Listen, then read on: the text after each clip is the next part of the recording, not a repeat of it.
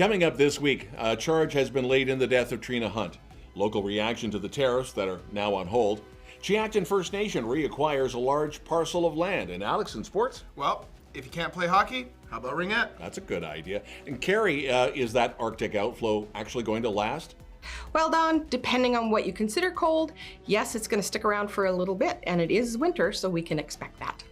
Our guest this week, Chief Derek Epp with Tzeachten First Nation. That's all coming up this week.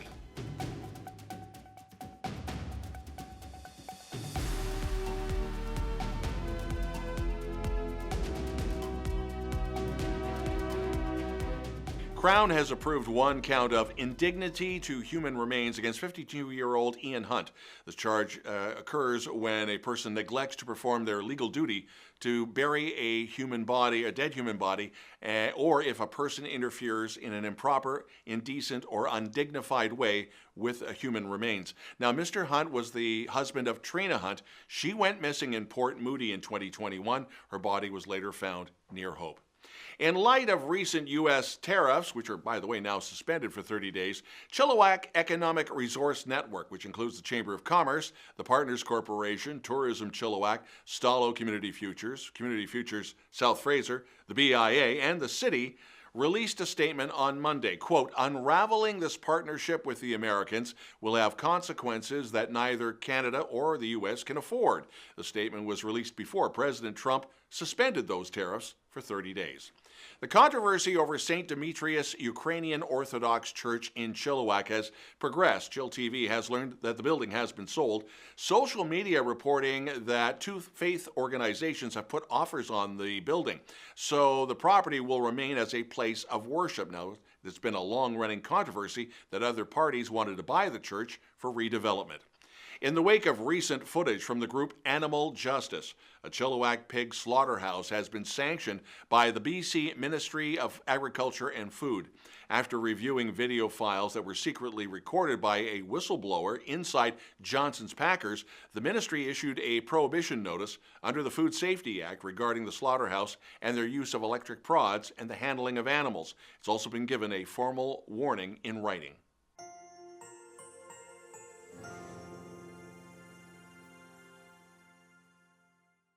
Tzeachten First Nation, also known as Tzeachten, has acquired a large parcel of land on their traditional territory. Chief Derek Epp will be here in a moment to explain what this is all about and what it means to the community. Have you ever considered becoming a wildland firefighter? Applications are now open for the BC Wildfire Service First Nations Wildland Firefighter Boot Camp. Eligible candidates have to be in pretty good shape between the ages of 19 and 35 and have ties with Sumas First Nation, Stalo, and other First Nations as outlined by the service. Now, more information can be found through BC Wildfire Service. The 2025 Chilliwack Citywide Reading Challenge is on until the 21st. So what qualifies? Well, books, graphic novels, audio books, podcasts, and more. Anybody can participate. You track your reading however you want on your phone, your notepad, anything that's printable. And if you miss some days, that's okay. For more details on how to enter and where to get ballots, just go to the social media of the YMCA or Chilliwack Learning Society. Coming up, Chief Derek Epp is back talking about Tzeachten First Nation, or Tzeachten, and soccer as well. All of that with Alex coming up in just a moment.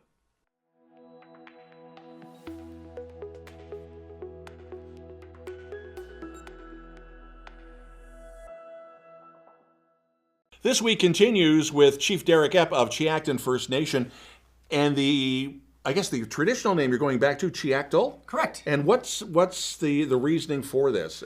Yeah, great question, Don, and really thanks for having me again. Welcome. So Tzeachten First Nation was more our Indian Act name when settlers came through and defined a lot of the areas where First Nations were settling at the time. And actually, so Tzeachten is actually the Halkomelem name for Tzeachten. And we're dropped the First Nation because that's more of an Indian Act term as well. So Tzeachten actually means place of fish weir. But for some weird reason, settlers couldn't pronounce Tzeachten and changed it to Tzeachten. Putting Tzeachten is a really hard one to pronounce as is. Yeah. If you look at it phonetically, actually, Tzeachten is actually much easier to pronounce and makes a lot more sense. Okay. And so we're kind of going back to who we are and getting back to the roots. decolonizing that. Yeah, getting back to the roots. Exactly. Speaking of which, I guess we're getting back to because of this land acquisition, which I knew you couldn't talk about for the longest time, Yep.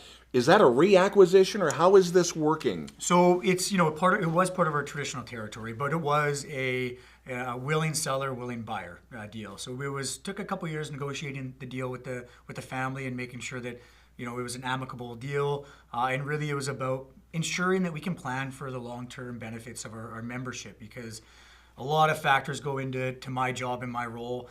Some of it is, the reality that most of our land isn't actually owned by Tzeachten. It's owned by our individual members of our community. Okay. And just like a municipality, they have the right to go and lease that land or use it as they see fit, just like anybody who lives in the city of Chilliwack. As long as it meets the zoning requirements, development permitting process, they can develop as they see fit.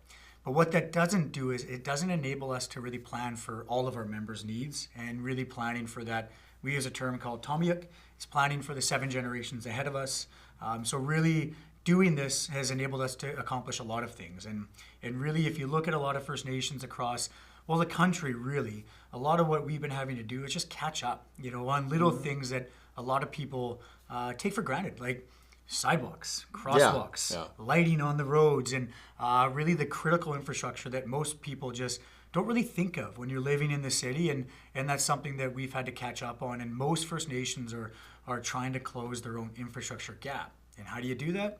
Building an economy. So that's really what we've had to do, and looking at planning for those next generations was critical for us to buy this land and really open up road corridors for the benefit of the city of Chilliwack as well, and reduce traffic congestion, and really working closely with the city of Chilliwack on what are some of the public infrastructure needs that we need in Chilliwack. We're throwing out discussions around public schools, recreation sites, whatever it may be. So really this acquisition was critical not just for Tzeachten, but was really critical for the city of Chilliwack as well, to open up transportation networks and what be. Okay, that brings up a very good point, is that it's still trying in the discussion stage of what you're going to do with it. It's not, we're going to build these houses here, we're going to put this business here, we've already got that planned out. Oh, we're probably going to spend 2 years planning, really. And really the big focus will be on our membership's current and future housing needs. But of course, there may be some economic development component to it to help subsidize some of those needs. But we're not, there's been a lot of rumors around we're throwing high density developments. No. Yeah, there's been plenty of social media gossip, Yeah. No, if anything, we're going to take a bit of that step back in time and look at more of that single family neighborhood style development with some public amenities and public space, and really doing not only what's best for Tzeachten, but what's best for the city of Chilliwack too. Are there other parcels of land that may be in flux down the road, or is it just we've got this, let's work on this first? And yeah, it's a good question. And right now, the focus was tying up this land and focusing on this. But yeah, down the road, ideally, we can continue to do this, and a lot of it is the relationship that we have with the city of Chilliwack as well, and that I've built over the years with Ken and David Blaine, and not only the political side, but the operational side, to make sure that when we're doing these big initiatives that it is making a greater impact than just for Tzeachten. So it's really exciting. Is it Tzeachten and the city that's working on this, or does the province and the federal government get in there somehow as well? No, it's strictly a Tzeachten initiative, but it's part of being good neighbors and working together, and we work together on road connection plans and that kind of stuff, and looking at rec sites or public schools or whatever it may be. So there will be an element of working with the city of Chilliwack, but it is fully the jurisdiction of Tzeachten, and we're really the decision makers in it. Yeah. Anything with the nuts and bolts that we haven't touched base on yet, or is it? It's still early. I mean, what I can disclose, you were saying it was it's a 2-year plan. Oh, so. Yeah, but what I can disclose is, we are going to connect South Sumas and Bailey Road, and connect those two main corridors, so we can have alleviate some of the traffic congestion. And the plan is to connect Thomas Road through Kelmore Pit and out to alleviate some of the traffic congestion we see on Promontory Road as well. So those are things I can for sure say are going to happen. Yeah. But other than that, it's really early stages and making sure that we are taking the time that we need. We're not in a rush. We just really want to make sure we are taking the right steps and planning appropriately. Because I know a lot of people are now going to say that Bailey Road and the Chilliwack River Road, that three-way stop. Yep. Will we see lights down the road? You know, and that's the discussion. That's what we will be discussing with the city of Chilliwack. What's best? A roundabout, lights, what is it that's going to be the safest and the best use of that roadway and corridor? Yeah. Chief Derek Epp of Tzeachten, thank you. Yeah, thanks for having me. You're welcome. Yeah. You're watching This Week.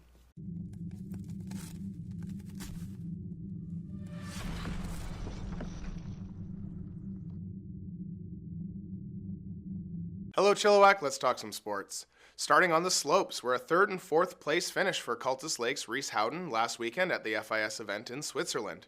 The next event will happen this weekend in Val di Fassa, Italy. Alpine Canada has all the details on the Canadian national ski team.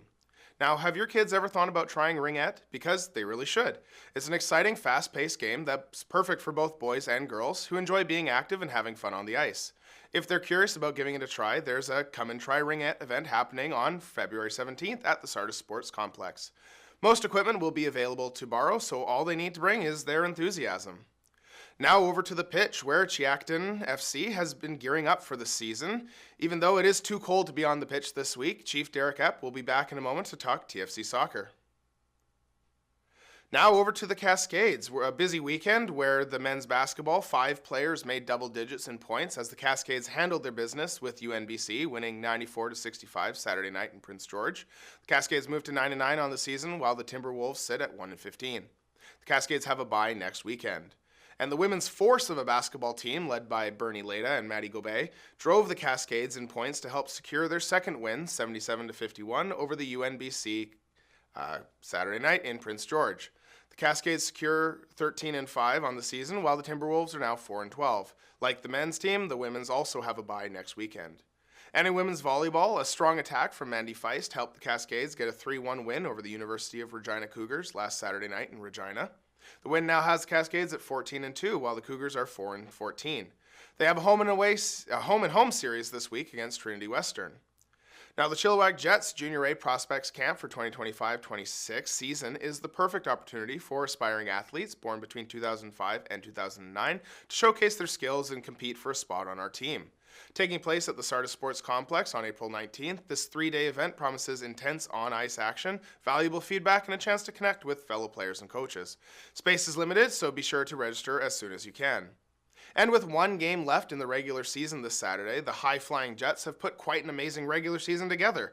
Despite now falling to second in their division, they're still over 30 points ahead of the Abbotsford Pilots, have a 39-8 record, which makes the 40-4 record of Ridge Meadows even more unreal. The PGHL is gearing up for an amazing playoffs. And sticking with hockey, your Chilliwack Chiefs are also in action on Saturday for First Responders Night to celebrate the members of our community who keep us safe. And peer-nominated awards are given to members of the RCMP, Search and Rescue, Chilliwack Hospital, Paramedics, Fire Department, and Corrections. The award is called the Matthew Hutchinson Memorial Award, and for those who don't know, Hutchinson was a former chief and volunteer firefighter who passed in 2016, and is the inspiration behind this award. Now, after trouncing the Powell River Kings 11-1 on January 31st, the Chiefs took a trip to Langley, where the Rivermen took a 5-4 overtime win. Friday, they are also on the road in Surrey before coming home to play the Eagles again. These games are important, as the Chiefs and Eagles are 1-2 in the conference with a 4-point difference. And finally, following the AGM, the Chilliwack Giants have announced their 2025 Board of Governors, including Colin Boyd as president. The Giants' social media has more info on the AGM and the upcoming season. That is your chillTV Sports Update. I'll see you at the game. Coming up, our interview with Derek Epp and Tzeachten FC, and then Cari with the weather.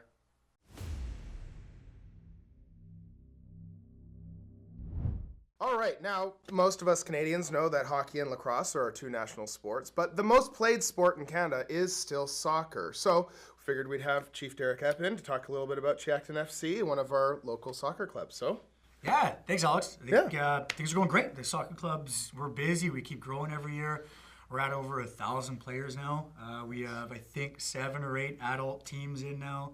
I think 5 male, 2 or 3 female teams, and we just continue to grow. And it's really exciting to be a part of it, and really, really cool to look around town and see some of the kiddos walking around wearing Tzeachten FC swag and really just showing off Tzeachten, and now it's becoming well known across the province, which is really cool. And I get to see videos of kids cheering like Tzeachten on 3, 1, 2, 3, Tzeachten. And that just for me is like something that really makes it really worth it all. All the volunteer hours that go into it, it makes it worth it.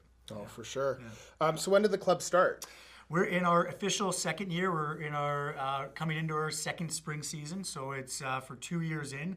I'm so proud of all of our team, what we've done, the board, our staff from Glenn Wilson, Ryan Critchley, and Shannon McDonald, and all of our staff and coaches and volunteers.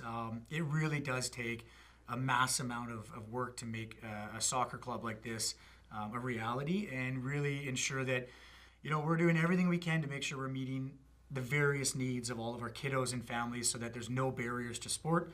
And really we believe that anybody who wants to play soccer should play soccer, and, you know, there should be no barriers. So, but that takes a lot of work. It takes a lot of, you know, community support, board support, and staff support to make sure that we can do that. For sure. That's super cool. In terms of the competitiveness, what leagues are you guys competing in? What levels are you competing at? So really cool. We do everything everywhere from age. My kiddo, my youngest one, is 2.5, 3, and he jumps in with the 3 and 4-year-olds and plays sometimes. And we go all the way up to, like I said, the adults. I'm getting to the age where I'm going to go to Masters now and go play with those guys. But yeah, we have right to U17 is now the highest age you go in youth ball. And we have a partnership with Abbotsford where we have a BCSBL program, which is the highest program you can have in BC. So a lot of our kids who are playing at that top tier can go access those leagues instead of having to drive to Surrey, Langley, Port Moody, White Rock, whatever it may be. We're trying to make sure that kiddos can stay in town and play that. And our goal is to get our own BCSBL license, which is a lot of work. But we're really making sure that, you know, if you really want to play any level of sport, Tzeachten FC, you can play it with us. Nice. Yeah. So you said you play striker, sweeper. I played all everything. Well, I've actually played goalie even before too. So I played striker, center mid, center defense. The older I get, it's a joke. The farther back you go. Right. And I'm playing center defense because chasing 19, 18-year-old kids around as striker isn't fun, or center mid isn't fun anymore. So. For sure, for sure. Yeah. And if anyone wants to support Tzeachten FC, are you looking for volunteers, donations? Always, all of it. You know, we're always looking for capable and willing coaches. We're always looking for community partners through donations, whatever that looks like as well. We're always here and able to discuss how partnerships work, and we just love being a part of this community and making sure that all these kids have somewhere to play and really have this environment where you can grow up in such a healthy environment around people that have like-minded pathways, and really are trying to make sure that kids just grow up in this really healthy environment. No, for sure. Yeah. And if you're an athlete or a parent of an athlete who wants to get involved, is this open to any members of the Chilliwack community? And where do they find that information? Yeah, so tzeachtenfc.ca is our website, and even popping by the Tzeachten sports field. We have our little office there, and usually Shannon or Aaron are there a couple of days a week to answer any questions as well, or reach out to me. Easy thing to find me on Facebook, find me on social media, or on our website as well, and you can always call, email, whatever, and my phone's busy enough, so what's one more call? Absolutely. Well, thank you for coming in. Yeah. Much appreciated. Alex, appreciate it. Yeah. Back to you.